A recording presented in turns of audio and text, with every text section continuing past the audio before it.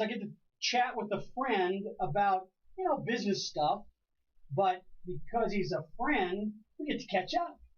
We're in a pandemic vacation, and we're gonna experience that together. And I'll introduce you to John Harris formally in just a second. But let me just catch up with you as I do every week with quoting a little bit about Pete Blackburn from CBS Sports and what he captures every week. The guy's got to be tired. At least his fingers have got to be tired from all the typing he's doing, because now he's relegated to a newsletter format rather than actually being on air and sharing with people. So with that being said, and that doesn't take anything away from Pete. Pete's a wonderful writer and journalist, but he's also a very active person. But now he's looking at video games. He's playing Twitch. He's doing all kinds of things at home and trying to stay active as well as generate this wonderful, wonderful newsletter. So with that being said, let me just point out that football has been very active in the rules area, talking about rules, getting rid of rules, ratifying rules. By the way, I'm saying that because none of it means anything. It's all a bunch of just hooey. And we're going to get to the meanings of that in a second. No worries, John, we're back. I'm with you. Yeah. So one of the things that means about the rules in NFL is that they're not distracted with the important stuff. Like getting players on the field, opening up stadiums, setting guidelines for social distancing and what that really means for ticket holders. That kind of stuff. Now, with that being said, that's occupied the coaches as well, and perhaps that's an NFL subversive strategy to distract the coaches from the important stuff. That if they weren't distracted for the important stuff, they'd be bugging the hell out of the NHL or the NFL and getting them razzed about when do we start our season and can we practice now? We've got athletes that have infants, newborns at home that are concerned that when they go back to practice, what do I do when I go home? Do I wash myself in alcohol, or do I just not go home and I quarantine myself for the entire season to protect my baby and my wife? Those are questions that are being asked, and Pete Blackburn, in his very subtle way, is doing it with tongue in cheek, like when he says, "You know what? The NHL just gave away all their season's awards, and we played just a little over 100 games. It seems interesting that you get rewarded for your performance in a season that was barely halfway there."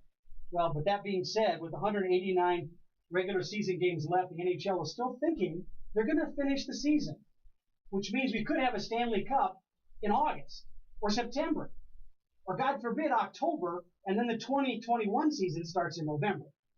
Isn't that interesting? Well, as I say that, I'm looking up at my screens and I'm seeing that I've got my fans coming in. Lyndon Peterson, thank you for joining me from wonderful Iowa.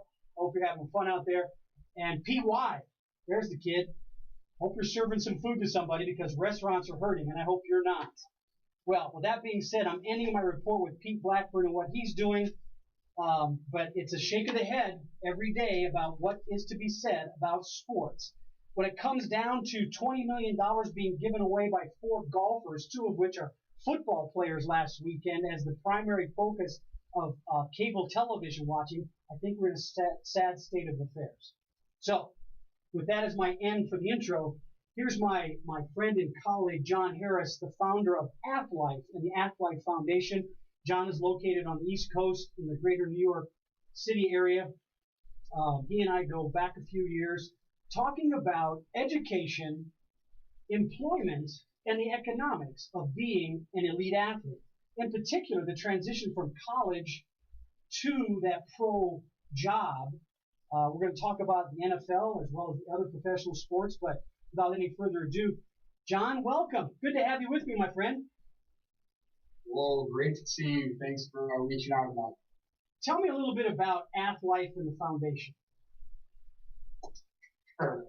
In 2004, we established AthLife. At the time, I was working in the NFL.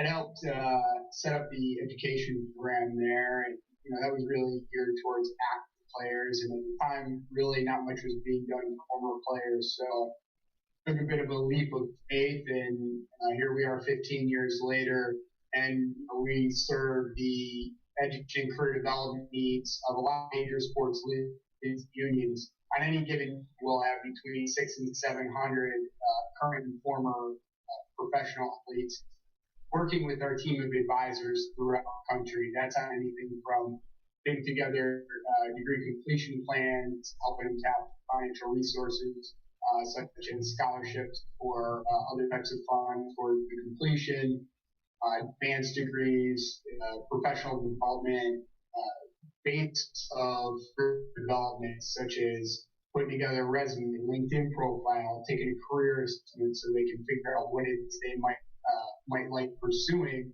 and how to position their athletic experience when they do have to go get a job, because the average career of a professional athlete is only about 3 years. That can go out and enter the marketplace and do what the rest of us are doing, which is, contributing to the economy. John, you bring up a couple of interesting. Go ahead. Go ahead. I had a phase. Let's do stuff later. Let's talk about that now. Yeah, it's interesting. You've got over 300 individuals interviewing at the combine, and that's just for football. And most of us don't have any clue what that means to interview in that way.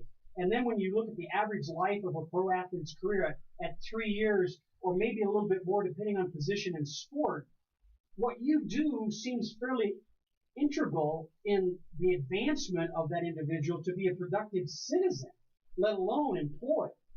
So what are some of the things, specific guidance and or classes, training that you might provide rookies in the opening of their job, their new job? What are some of the things you're trying to enlighten them with in preparation for that next career move outside of professional athletics? So one of the things is, those 300 players that go to the draft, not all of them are going to make a team, and even the ones drafted are not guaranteed you'll make a team. And what we're trying to do is, as early as possible, say, look, this is your football or basketball, whatever it is. That's your and that's got to be the one. Like, very few economic opportunities that will present themselves like that again in their life. And at some point, your leader hired on his own accord would have to buy a meal in New York City if he didn't want to. Probably never has to work again. Probably we don't want to ever want to see, he's part owner of the team right now. Derek's done all right. What are you working? He started the Players Tribune 3 days after he retired.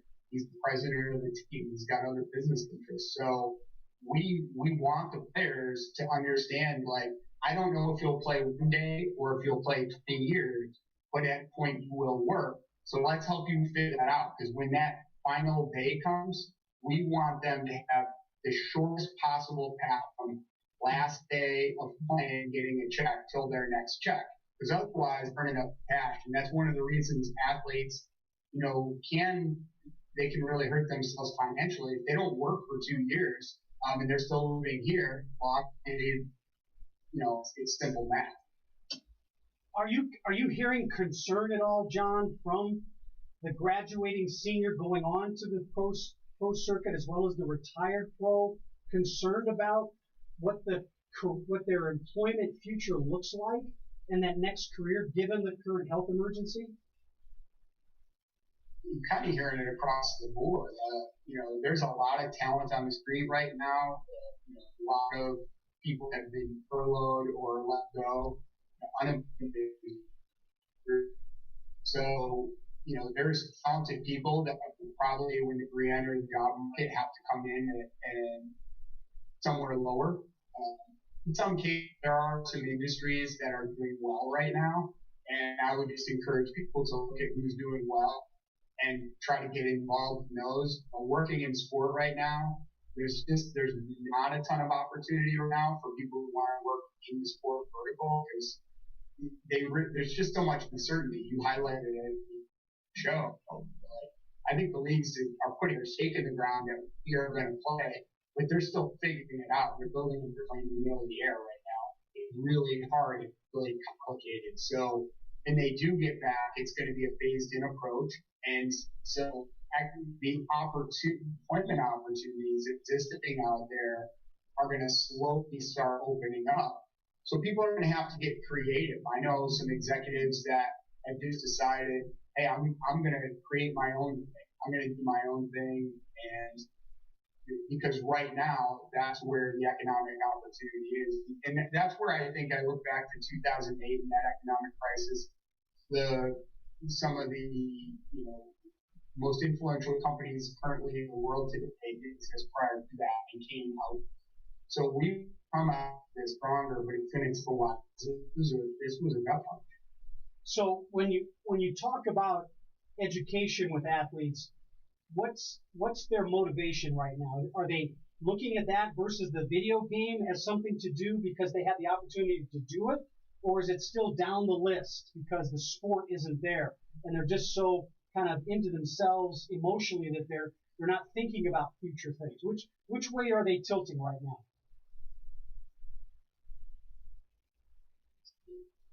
To me, we'll have helping with the application for the trust. So that was collective bargaining between the NFL and the NFLPA, the trust.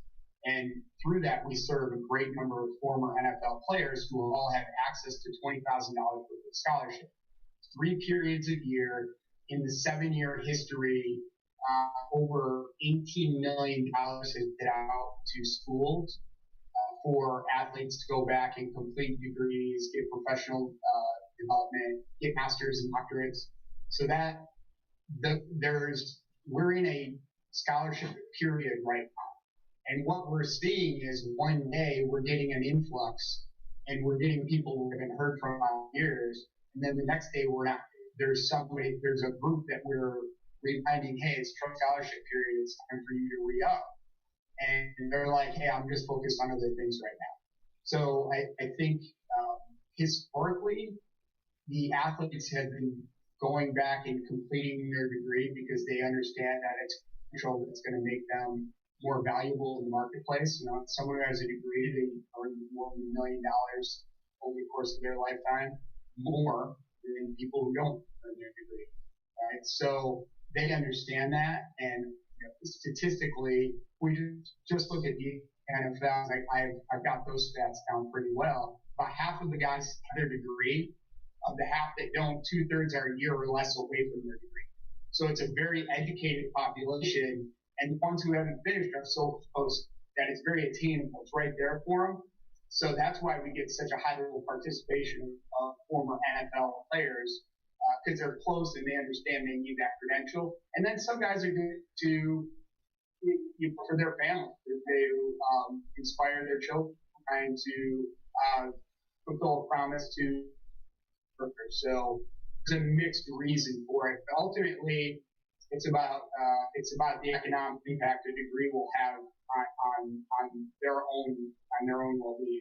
Let me extend that comment about economic impact. Many people may not realize that when a professional athlete goes forward and finishes their college degree, that satisfies a commitment they made to the institution that they graduated from. They fulfill that education, and that releases NCAA scholarship dollars that until he or she finishes that degree, they don't get that money for future scholarships for other student athletes. So there's more than just that economic power related to the professional athlete's income potential and career advancement. It also has a backdoor impact on the colleagues they play ball for, because they fulfilled their graduation commitment, their graduation rate commitment. And I know with players that I know, and you know one of the guys that I'll refer to it was with the Ravens, Crockett Gilmore. He went ahead and got his degree from Colorado State, and that became a ripple effect for economic strength at the school to give more scholarships to athletes at the school in the future. So in today's world, the college situation is more than just scholarship and playing. It's also the revenue generated by the entertainment factor. So John, what are you hearing or seeing from your network of colleagues and friends about not just playing the game, but attending the game and the economic impact of that employment? Yeah, so there are a few leagues that can survive because their revenues are tied to broadcast rights. So the NFL, if it's in the stadium, they're going to lose a lot of money, but they're still going to make money with broadcast rights. But if you're minor league baseball, if you're a college university, you very much rely on ticket revenue to carry the department, quite frankly, the athletic department. So what I'm hearing from the colleges are we have to do everything we can to find a way to not only play but have fans in the stadium, because otherwise the economic model doesn't work. And you're starting to see it now where colleges and universities are shedding athletic teams. Cincinnati, I believe, got rid of. I can go down the list of the ones I've read, but the economic impact is real, and it's going to impact the department. I know I was speaking to Kyle a little bit days ago. Nate, senior associate AD, says, "Hey, I got to furlough 15 people today," and it's been really, real difficult for the colleges. And until they figure out how to get fans buying tickets, because it's one thing to say, "Hey, we're going to open up the stadium and allow." I think I read today it was Iowa State said we're planning on having full stadiums. Now, whether or not that happens, just because full stadiums, just the fans are going to show up. I mean, the fans has to be comfortable enough with what's going on in the world to where they want to buy a ticket and sit shoulder to shoulder in a stadium. Yeah, every week I do a quote called the Mindset Moment on Mondays. And even though contextually this quote will sound a little bit patriotic versus to the point about administrations, whether it be at a college level or a pro franchise level, they've got some decisions to make about the economics. The quote that we had this week was, "Patriotism is supporting your country all the time and your government when it deserves it." So as to your point about the fans are going to support the teams if they feel the safety is there and they deserve it. The comfort level is there, because many of these stadiums, you mentioned Iowa, which is my alma mater, undergraduate alma mater, they have a lot of kids that go there. I mean, whole families go to the game. So, moms and dads, regardless of their politics, are going to be thinking about the safety of their families before they go jumping into the normal, the way it used to be. So with that being said, John, are you in your industry, you're pretty insulated because you're pretty virtual anyway with what you do. Are you seeing the associations, the N4As of the world, the National Association of Athletic Directors, are they changing their recipe and how to deliver messages and share their insights? Yeah, they are, and they've been forced to. The N4A's national conference was supposed to be in Vegas, I think, next week. Obviously, that got canceled. There's still that virtual connection, but that was when I was talking to my friend at college the other day. I said, we're very fortunate that you and I have a relationship where I can call you and we can talk. But we developed that at the N4A, right? That in person, there's something about that in person where you can get with somebody and share experiences and conversations. That's what some of the younger people are going to miss. It's, I go to the N4A because I'm looking for talent. Like, who's the next person that I might be interested in bringing on board, for an advisor. I'm not going to get to meet those people. I'm going to have to do it all virtually, and it's fine, but it's different. A lot of the organizations, they're trying to figure out how to do virtual, but there's also some Zoom feed going on right now, and I don't know, you can't have a whole day worth of programming. That's not going to work. And so how do you still, I know our Athletic Foundation, our nonprofit that frequency advisors to work with student athletes in the high school level. And we're trying to figure out how are we going to do this virtually? How are we going to deliver? So we've adapted. We had a thing with the NCAA yesterday. We have a 3-part series. We're doing 30-minute segments. And we're trying to help combat this Zoom fatigue. Yeah, I can relate to that. My biggest week was 22 Zooms in a 5-day. And you know a little bit about my practice, so you can understand what some of those conversations are like. Before we continue too much more down that path, let me just share with you and my audience some information about, situations that I hope you're going to recommend to people in the Denver metro area. I hope people will look at Food Bank Integrated Family Community. It's a place that are helping the communities with food and supplies. If you need something, whatever it is, call 303-789-0501 for an appointment to pick up food. There's plenty of it there. Diapers, formula, whatever you need to support your family at whatever age that family might be. And I hope uhsdenver.com. We are one of the top 3 streaming sources around the world. So our reach is not just in this country, but internationally as well. The family community is doing here in Denver to help your family with what its needs are.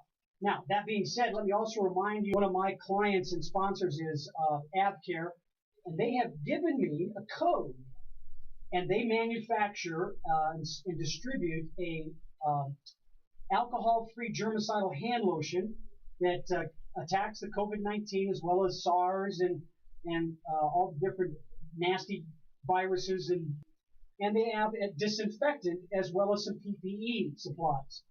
Well, they've given me a code to give you a discount, and that it's not subtle. 360PERK. That's your code. Go to AvCare, AVKARE.com, and go to the Shopify site. Order it up. Use the code. Get a discount. I'll have to tell you this, they are extremely legitimate in their pricing. They are sensitive to making sure they're competitive but not gouging people. So get a face mask, get some lotion to protect your hands, and some disinfectant to protect those surfaces in your home every day, and help all of us get through this in a way that's comfortable. And well, hands. Yeah, you're right, John. It's programmatic processing is boring sometimes and arduous, and yet within that boredom and the time, some of the areas of focus that you're using, or maybe the messaging. I mean, we've got to hear it. It's important stuff. It keeps us grounded. And what are your techniques? So some of the things that we've been doing is figure out a way to cross-collaborate with the different verticals within our business. So, for example, we have some of the pro athletes who, they want to give back. They want to do something. They're at home.